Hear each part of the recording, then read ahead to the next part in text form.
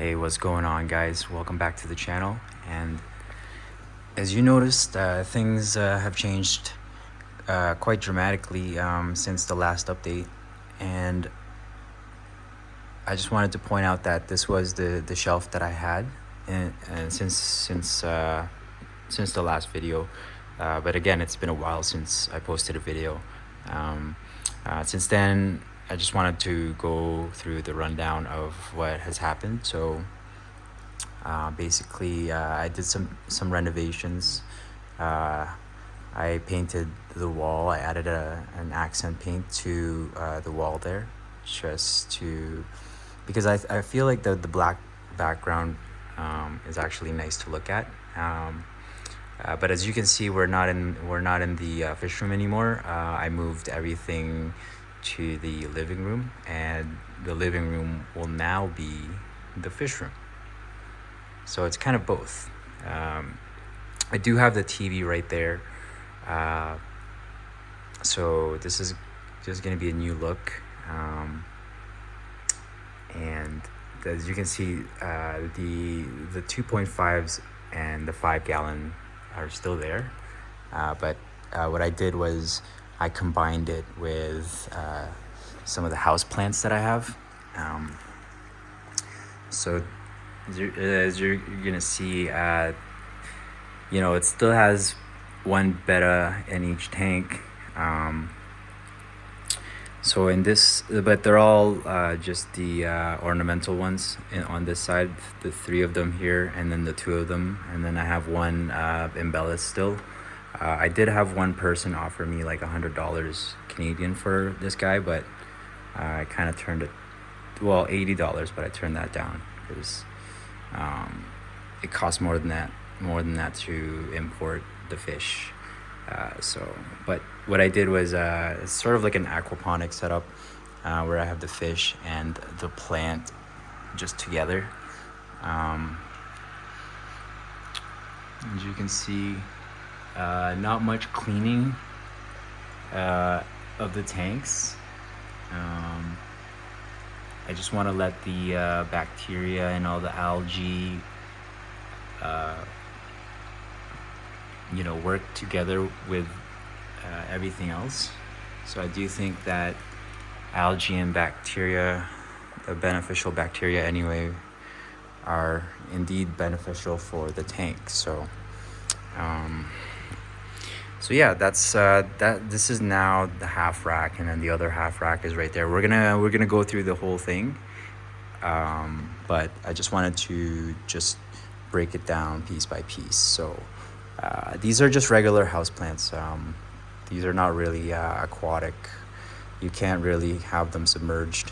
So I just have like the half of them submerged. As you can see, the pot that I bought was actually just the right size for the 2.5 gallon. So it's just sitting perfectly nested right there. And that acts as the biofiltration for the betta fish, and the betta fish then in turn feed the plants. So this is an olive tree, just to give you an idea. And this is called the Ming stump. I think it goes by a different name, but I just know it as the Ming stump. And this would be the jade plant. These are all, house plants. You got the bamboo, then you got the fiddle leaf. And then if we go even further back, I forget what this one's called. If you know what it's called, just leave it in the comments down below. I think that one is, it starts with an alocasia maybe. And then we have some sort of, I don't want to say philodendron down there. I don't think it is. Could be wrong. And then further down, it's actually flowering. If you see that, I think that's a flower. But yeah, some of them are healthy, some of them are not. But they're all connected to airline tubes. So each airline tube is supplying oxygen to the pots, which is then all centralized using this air pump here, 4 outlets. and it's really powerful. It actually powers the entire system. Uh, and then here we have a monstera that survived. If you noticed in the last video, the monstera that I had was just a cutting. It was a root, and now I got it to you know, shoot up some leaves. So it has one leaf right now. And then obviously we have the propagation container. Now I don't really want to make this a plant channel, but if you are into plants, this is basically what I have for the setup, and I'm kind of into the plants myself, so I don't really mind that. But this is my setup right now. That is new. That is a 40-gallon cube, rimless, and this was really heavy to pick up, so this took quite some time. But this is a new addition. I had to consolidate the three 10-gallon tanks into one. So that's basically just what I did there. All of the guppy tanks from the three separate 10 gallons have been put in here. And then now I put in the two smaragdinas in here. So we have a male and the female. They're a pair. Not a proven pair, but they're a pair. They're in here. I did leave a plastic floating bubble wrap there just in case he wants to build a nest. But there's a heap load of guppy fish in here. The three crayfish are still in here. The three gobies are still in here. We have some random shrimps that are still in here. We have the two remaining rice fish still here. I don't know if it's a pair, hopefully. And what else do I have? All of the old driftwood have been placed in here, just scattered randomly, and then the ceramic media. And then we got the pipes here just to act as a cave system for them, for refuge and respite and all that stuff. I did get another plant though. If you look closely there, that is a red tiger lotus. So let's just see what happens with the red tiger lotus. But I got it in pretty bad condition. So hopefully it comes back to life there. But it is pretty exciting to see that. And then I still have, in terms of biofiltration, I have the hornwort, I have the water lettuce floating here. I have scattered around Java fern pieces, Anubias attached to the driftwood, Java moss. That's pretty much it for the biofiltration, and then the photos at the back as well. And then I did repurpose the breeder boxes here, the fluval large breeder boxes. As you can see, I put, these are actually for the plants. These are clay pots, but I just thought it's porous enough for beneficial bacteria to thrive in. Kind of like lava rocks, just anything porous I think works. And then I did separate them into two chambers here. So the first chamber is full of the plastic media, which we'll go over in the next new tank that I have. But this plastic media is the basically left over from that. And obviously it's a drip system style. So you have the water dripping into here, and then you have the beneficial bacteria doing their thing and breaking down all of the ammonia, nitrates, and then it flows out of here slowly in a drip system fashion. So I have two of them working. I would say each one would be rated for like 5-10 gallons, and then that one's 5-10 gallons. It's not much, but it is supplementary. I do have a sponge filter there as well. That sponge filter, I would say maybe is rated for 10 to 15 to 20 gallons. So that's over 30 gallons of filtration plus the biofiltration. I think we're okay for this cube setup right here, in terms of the system itself and it's holding up. It's not breaking down or anything like that. The water's clear. It is secondhand, this tank right here, so I'm kind of I'm cautious. It does have a chip right here, but it's sealed so nicely. I am just, I don't know yet. My thoughts are mixed with rimless tanks. This is my very first one, and it's a 40-gallon cube, so it is a big jump just to feel it out. But it did come with a glued on styrofoam, so I couldn't remove that. And since it was secondhand, it was kind of like wearing down. So one side is lower than the other, so the water line, it's not leveled. But I did measure all four corners. It doesn't look like it's warping or bending in any way, so I don't think we have a risk of any tension on the glass. So I don't really want any glass cracking or leaking, obviously. So, but on that note, I also reinforced it even further with some thicker 2x4. This is a 2x4 thick thermal insulation that I just bought from my local hardware store. It is way harder than regular styrofoam, so I thought that this was, and I think it's RH rated too, so it's insulated as well. Insulating, it has insulating properties. I just don't remember the RH rating on it, but it is insulating. And then we have some 2x4s that are just scrapped from the hardware store that I grabbed. This supports the actual shelf itself, because the shelf is rated for 400 pounds. So if you're ever thinking of getting the heavy duty shelves from Amazon, it's going to tell you that it's rated for 400 pounds of weight. Now this 40-gallon is filled with water. It's not completely 40 gallons, so let's just say 30 gallons. We can estimate that to be around 400 pounds of weight. So it is just within the threshold of this shelf.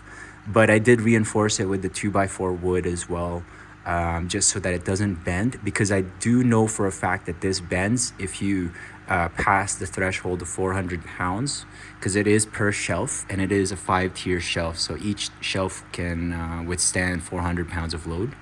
But segueing to this thing right here, I actually got rid of the tub aquariums, because I just realized that the Oscars required a bigger tank, and as an experienced hobbyist, I should have known that, but it's been a while since I got into the monster tanks. So with that, I got this 100-gallon stock tank. So this stock tank is basically for horses or any like large scale use, I guess. But it is durable, very durable. And I stocked it with obviously the 2 Oscars in there. But this was actually initially on the bottom rack when it was still in the other room. I just didn't record it, but the support actually bent, and obviously this is 100 gallons. So that's nearly a ton of 1,000 pounds of weight. So all of that was just bearing down on that one support shelf. So it did bend. So just to let you know, if you surpass that 400, it will bend. And if you do have a glass aquarium that's going to exceed 400 pounds above, elevated as well, then that's a serious concern. Like this was just on the ground, so it didn't really matter too much for me. But if you do get a shelf like I did on Amazon, and you're thinking of getting an aquarium on and putting it on top of that, just make sure you don't pass that 400 pound threshold. I would even go 100 pounds below that to 300. And you can just do the calculation of how much water weighs in a tank. The bigger it is, the bigger it gets. I find that it appears to be 100 pounds per 100 gallons. Or per 10 gallons. So that is just an estimation. Um, but yeah, so I got this tote. It's 100 gallons. This future proofs the Oscars. I have 2 Oscars in here. I did have 3. I got rid of the third because the third was a bully. So now I have 2.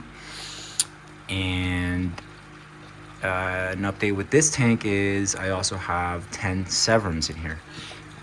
So I got some high quality Severums, I think, from a local breeder as well, and I think it's he didn't really tell me what kind of Severum it is, so it's kind of a guessing game with me because they're all juveniles right now. So, but he did give me a hint that their eyes do really get dark red, so I'm thinking it's a red-eyed Severum.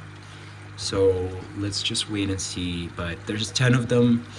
I have 10 albino. I have 1 albino pleco in here, bristle nose. He's right there. I have 4 mystery snails in here. I have a lot of ceramic media right there. That will hopefully house all of the beneficial bacteria. I have a sponge filter right here rated for 20 gallons. And inside of it is ceramic media as well, inside of the chambers. If we go deeper into this pond style aquarium, we have the photos from the last totes. They've been repurposed here. And then there's a smaller photos kind of just as an accent piece. I did put it on a pot there, in a pot with some ceramic and some clay pots. So hopefully that grows fully submerged. No problem there with the photos. And then at the very back there, I do have some biofiltration, air pump filtration. I don't know what to call it, but I got it from Amazon. It has those plastic media, and as you can see, it's swirling around with the air bubbles, so that kind of grinds down the water and refines the water further and cleans it up. And down the road, it's obviously going to have the beneficial bacteria in there as well. And I've actually bought 3 of them. Each one of them is rated for like 50 gallons, according to the advertisement. So in theory, this is good for 150 gallons of filtration. Now, I know it's not a canister filter, and I know Oscars produce a lot of waste, but just hear me out. I have the plecos, I have the mystery snails to break down that detritus and the fish waste, and then it's eventually going to turn into soil. So this is just how the cycle of life is. So I'm just letting that happen naturally. What the purpose of these is not to break down fish waste. It's just to literally for the ammonia removal, the nitrates and the nitrites and all that kind of stuff. So that's all I'm doing with the biofiltration, really. But since that's a hybrid of biofiltration with the peace lily in the middle, inserted into that housing, it does serve a dual purpose there. But it does provide filtration still, and I do test the water quite frequently because, I don't want the quality to be bad enough that they get sick, and with Oscars they get the hole in the head disease. So we want to avoid that for these guys, because they do have a large bioload. And I think for 2 Oscars at this stage as well, they're in the juvenile stage, approximately maybe less than 2 months old. I know that they're gonna grow big, but right now everything I have is holding the system together.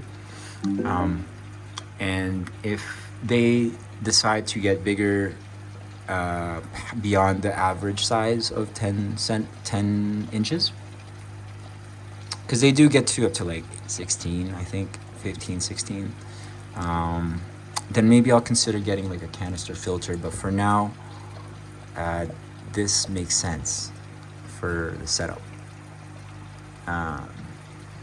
Yeah, I think it's a nice setup though, because with 10 Severums I can I can pick out the pair once they pair up together, and then sell the rest.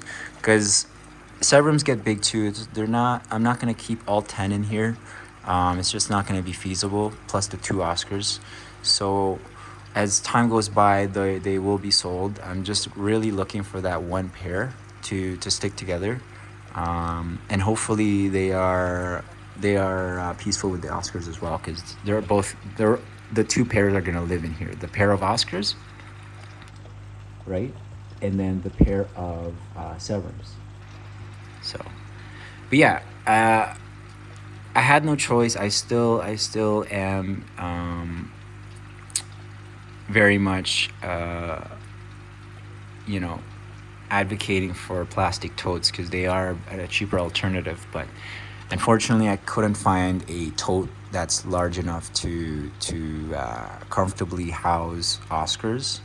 And the problem is when you go like with a large tote just from a grocery store, those things bow. So you kind of have to reinforce it and support it. But with this one, it doesn't really bow. It is super durable. I think this is like a lifetime thing. The brand is called Little Giant, so I don't know if it's available locally at your store, but there you go.